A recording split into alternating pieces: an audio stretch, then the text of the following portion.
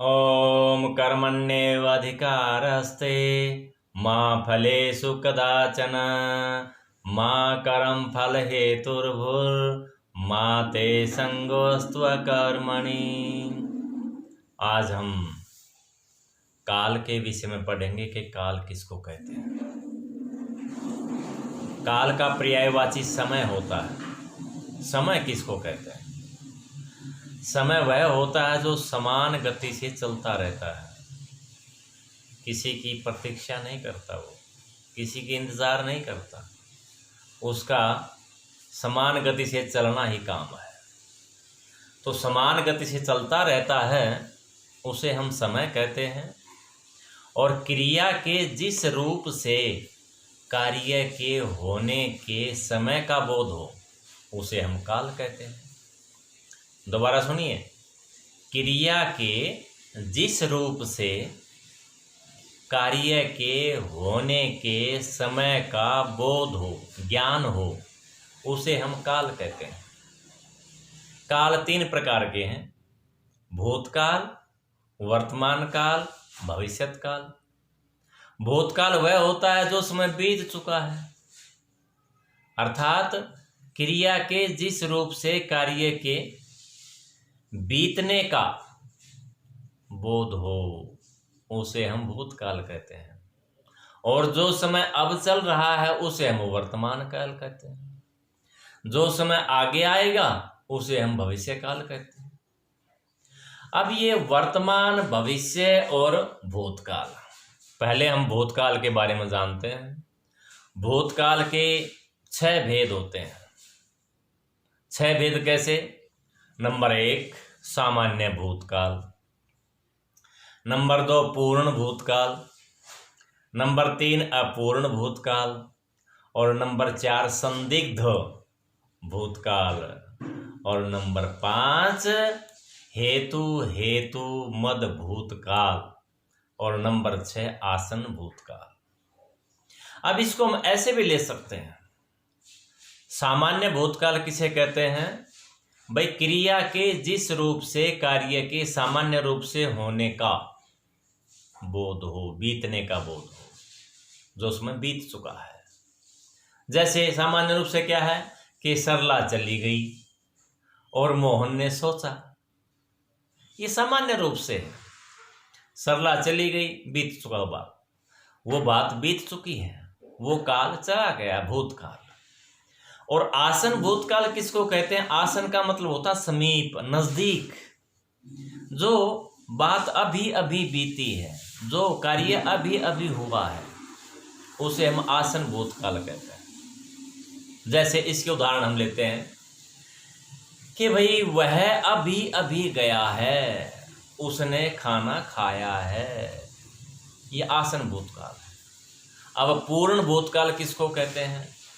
पूर्ण भूतकाल वह होता है जो बहुत ही प्राचीन हो, यानी क्रिया के जिस रूप से कार्य के बहुत प्राचीन होने का बोध हो। जैसे राम ने रावण को मारा, कृष्ण ने गोकुल में या वृंदावन में बंसुरी बजाई, ये बहुत पुरानी बातें हैं, इसको हम पूर्ण भूतकाल कहते हैं। ये हमने देखी नहीं, इसलिए इसको हम पूर्ण भूतकाल कहते हैं। और अपूर्ण भूतकाल किसको कहते हैं? अपूर्ण भूतकाल वो है कि क्रिया के जिस रूप से कार्य के आरंभ होने का तो पता हो, परंतु वो कब पूरा हो इसका कोई पता नहीं। ऐसे भूतकाल को हम अपूर्ण भूतकाल कहते हैं। जैसे गुरुजी व्याकरण पढ़ा रहे थे, अब जिस समय देखे वो उसमें व्याकरण पढ़ा रहे थे, अब पता नहीं किस टाइम तक पढ़ा रहे होंगे वो। अब पढ़ा रहे थे, बच्चे ध्यान से व्याकरण सुन रहे थे, ये अपूर्ण भूतकाल है। अब संदिग्ध भूतकाल किसे कहते हैं? संदिग्ध का मतलब भूतकाल में कोई कार्य हुआ या नहीं हुआ उसके बारे में संदेह हो। जैसे उसने अपना पाठ याद कर लिया होगा, वह वहां से चला गया होगा, अब वो भूतकाल की बातें हैं, परंतु संदेह है उसमें, वो कार्य हुआ या नहीं हुआ। अब हेतु हेतु मत भूतकाल क्या होता है? भाई भूतकाल तो है, परंतु उसमें एक शर्त है, यानी एक के ऊपर दूसरा कार्य निर्भर है। जैसे भाई मोहन यदि परिश्रम करता तो पास हो जाता, तुम यदि परिश्रम करते तो अच्छा फल मिलता। ये क्या है? हेतु हेतु मद भूतकाल। अब भूतकाल के 6 भेद थे। ऐसे हम वर्तमान काल किसे कहते हैं वो परिभाषा बता चुके हैं हम। अब वर्तमान के भी 3 भेद हैं, सामान्य वर्तमान, अपूर्ण वर्तमान और संदिग्ध वर्तमान। सामान्य तो क्या है भाई? क्रिया के जिस रूप से सामान्य होने का बोध हो, कार्य के सामान्य होने का बोध हो। जैसे वह पढ़ता है, वह खेलता है, तो सोता है। ये क्या है? ये वर्तमान काल, सामान्य वर्तमान काल। और अपूर्ण वर्तमान क्या होता है? वही बात कि वर्तमान में कार्य के आरंभ होने का तो पता हो, परंतु भविष्य में कब तक ये कार्य चलेगा इसका कोई पता न हो। इसकी पहचान रहे हैं। जैसे प्राचार्य जी व्याकरण पढ़ा रहे हैं, बच्चे व्याकरण को ध्यान से सुन रहे हैं।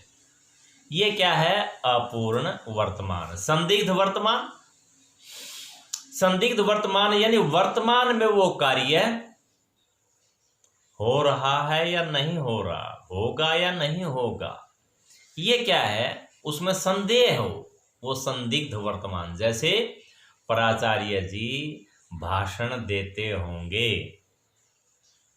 बच्चे ऑनलाइन पढ़ रहे होंगे। अब ये दोनों बातों में संदेह है, क्या पता वो भाषण देते होंगे या नहीं होंगे, बच्चे ऑनलाइन पढ़ रहे होंगे या नहीं होंगे, पता नहीं सोते हो मनमाना। ये इसमें संदेह है वर्तमान।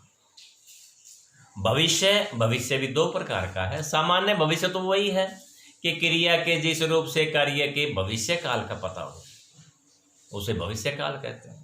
भविष्य के समय, आने वाले समय का बोध हो, उसे हम भविष्य काल कहते हैं। जैसे मैं खाना खाऊंगा और बच्चे ध्यान से पढ़ेंगे, ये क्या है? सामान्य भविष्य।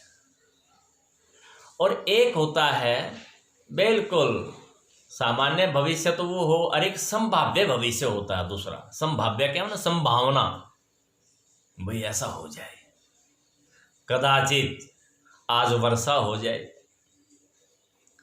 हाँ, कदाचित आज हमारे घर अतिथि आ जाए। ये क्या है? संभाव्य। संभाव्य क्या मतलब है? संभावना हो किसी कार्य के होने की। इस प्रकार प्रिय विद्यार्थियों, इस व्याकरण के पाठ को, काल के पाठ को आप 2 बार सुने ध्यान से, फिर व्याकरण में उसका अध्ययन करें, फिर उसका अभ्यास करें। मुझे पूर्ण विश्वास है कि आपको ये काल का पाठ याद हो जाएगा। ओम वंदे मातरम।